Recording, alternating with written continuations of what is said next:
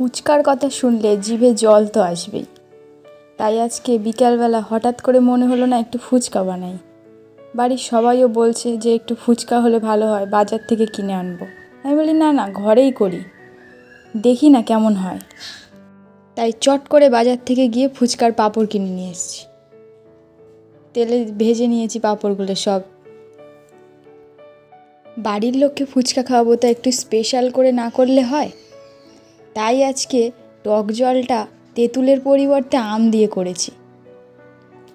তোমরা দেখতে থাকো, খেতে কিন্তু অসাধারণ, জিভে জল তো আসবেই। ফুচকাটা ভাজার পরে আলুটাকে সিদ্ধ করে নিয়েছি।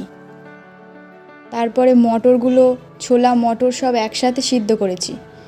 আর আমটাকে শিলে ভালো করে বেটে নেব, একদম মিহি করে বেটে নেব। আম বাটা হয়ে গেছে।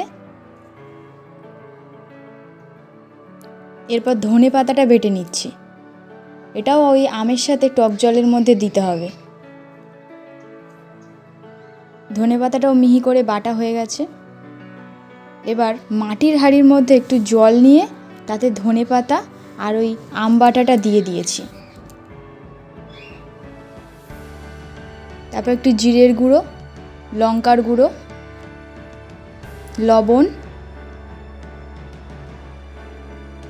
একটু ধনে পাতা কুচি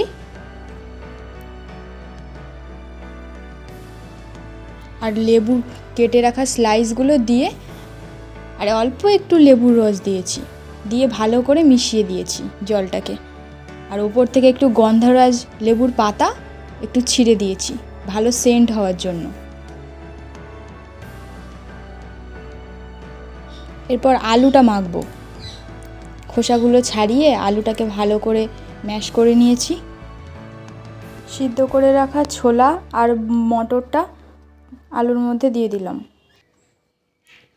লঙ্কা কুচি, ধনেপাতা কুচি, লবণ, লঙ্কার গুঁড়ো, একটু লেবুর রস, একটু জিরের গুঁড়ো দিয়ে ভালো করে মিশিয়ে একটু টক জল দিয়ে মাখিয়ে নিয়েছি।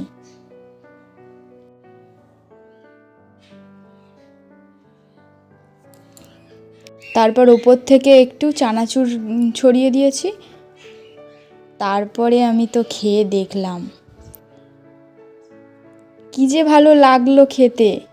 তোমরা খেয়ে দেখো।